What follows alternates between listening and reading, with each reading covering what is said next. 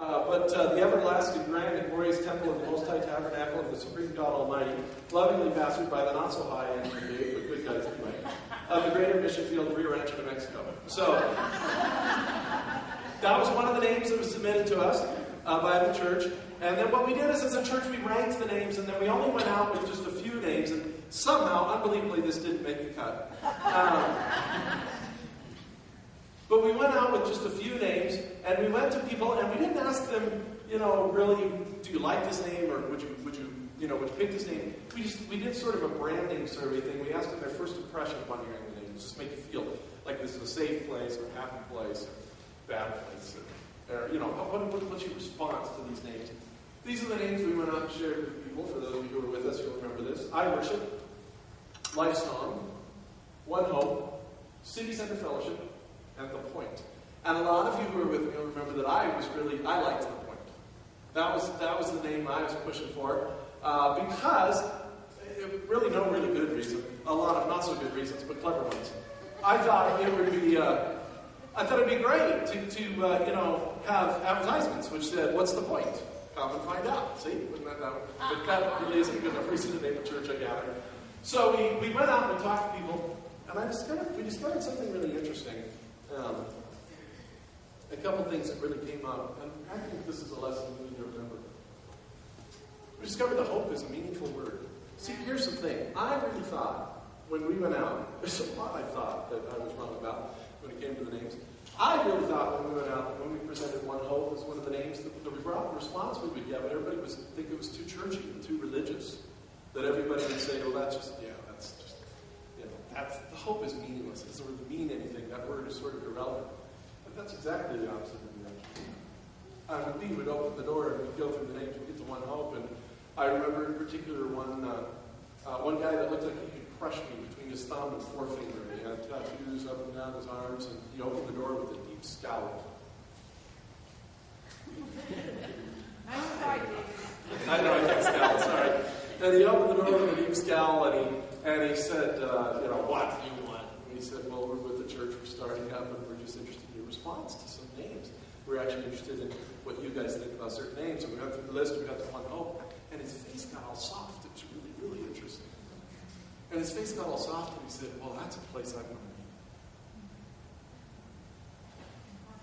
be." And we kind of got that response from a lot of people. So why aren't we One Hope today? Well, there's a lot of reasons, but that's a response we got, and it just reminded me that the idea of hope, even the word itself, has not lost meaning for the world. It's a hugely important thing, isn't it? Yes. And I think as we move forward, that's one thing we need to remember to offer people. How many sermons have you heard in church about faith, and how many sermons have you heard about love? But what about the third great number of that kind of great trinity that God says will exist forever? It's even weird thinking about the idea of hope existing forever, isn't it? I mean, once we get to heaven, it would seem like hope is hope. We're done. We're there. What are we hoping in? But what it speaks to me is that our God is so amazing and so infinite and so cool that He will be doing new stuff for us for the rest of eternity. And we'll always have that to hope in. We'll always have that to look forward to. Isn't that cool? Yeah. I love that. That makes heaven a whole lot more interesting to me. I mean, if you tell me heaven, everything's done and settled and we all have wings and harps, I'm checking out. But if it's about a continuing relationship with the Lord, and a Lord who's infinitely creative, as our Lord is, that's really exciting. The idea that you can have that hope won't be anxiety connected to the hope. It'll be a different kind of hope than we have now. It won't be wishful thinking. It'll be conviction. It's something that moves around the corner. But that's one lesson we've learned, is that hope is really meaningful still meaningful to people. So don't be afraid to be prepared, as Peter says, for that occasion. In fact, he says, always be prepared to give an answer to everyone who asks you to give the reason for the hope that you have. But do this with gentleness and respect. When we knock on their doors, they don't expect respect or gentleness. You know what? They just don't. And that's sad. When they hear from a church, they don't expect gentleness and respect from us. I don't know exactly what they expect. It's something harsh. I can tell. Because they're always surprised. Same thing, you know what? There are a lot of people out there who want to know about hope that they're afraid to ask because they're afraid they will not be treated with gentleness and respect. If they ask the world, they're afraid they'll be mocked. And if they ask the church, they're afraid they'll be preached at and condescended to. But if we can be prepared to give an answer to hope, and if we can do it with gentleness and respect, if we can remember that we ourselves are only in the grace of God by the grace of God, and that we have an obligation to share that with others. You know, there's a pastor I listen to on the radio all the time. He often says, you're a lot worse than you think you are. He says, you're much worse off than you thought. He almost follows that up with God's grace is much bigger than you believe. And I think both are true. And it's important for us to remember that as we speak with others. There's no room for snobbishness as we speak with someone who's not in the faith, is there? There just isn't. You weren't so smart you figured it out. Somebody shared with you, didn't they? Gentleness, respect, and hope. I think if we share gentleness, respect, and hope, the gospel will come forth. Just don't think the gospel, the gospel is that hope and that gentleness and that respect. If that's where we're focused, there's almost nothing we can share about the gospel that will be attractive. You know what I mean? You say, how do I share the gospel? How do I evangelize my friends? I don't think it's trite or simplistic to say with hope, gentleness, and respect. I think that would go a long way.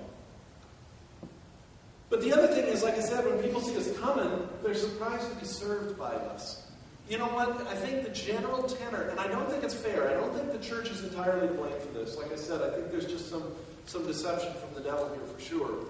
The media doesn't help this particular impression of the church. But I think that when people hear the church coming towards them, when they think of the church even moving at all, if they heard me say the church is going to march, that would not bring them a sense of hope. They don't understand we're marching in the gates of hell to rescue them. I think we're marching upon them to trample them down. That's what they think. And they react in that kind of threat and that fear. You go ask people, what is the church about? What does the church do? They'll say the church demands. That's the impression I think most of them have. The church demands. They demand respect. They demand morality. They demand my money. They demand my time. They demand my service.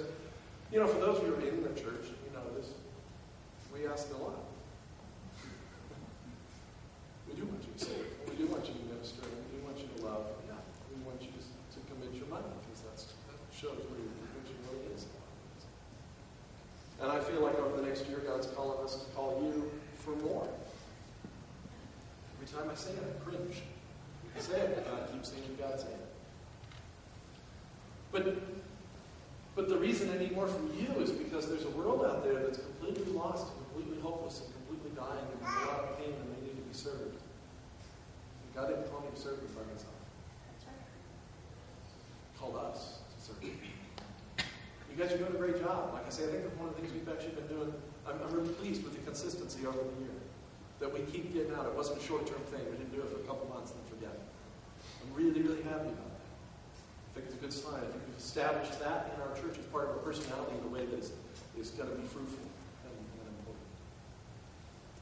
But people are surprised that when we come towards them, we're coming towards them to serve them. That's just not something they are expecting or can grasp. And again, it's an incredible shock because what I want us to learn to do more and more is as we're out there and we're knocking on the doors, as people ask us, why are you doing this? What is this for? I want us to be able more and more to find ways to say to them, we do this because we serve a Lord who did this. And we want to be like him. Jesus came to do this. He calls us to come to do this. And we're just trying to be like him. Not like the rest of the world. That's what Jesus says. He says the rest of the world does it very differently. He says, not so with you. Instead, whoever wants to become great among you must be your servant, and whoever wants to be first must be the slave of all. For even the Son of Man did not come to be served, but to serve and give his life as a ransom for many. We need to get it in our heads. We need to get it in our hearts. We need to be completely clear. We need to be as concrete about this idea as possible, that there is not one of us in here who will ever have to stoop anywhere near as far as the Lord had to stoop simply to shake our hand. Amen. Jesus is God of the universe. When he washes Peter's feet at the table and Peter says, no, that's not right. Peter is more right than you are. Jesus rebuked Peter, but not because Peter didn't understand how great God was. We look at that and we say, no, that's okay.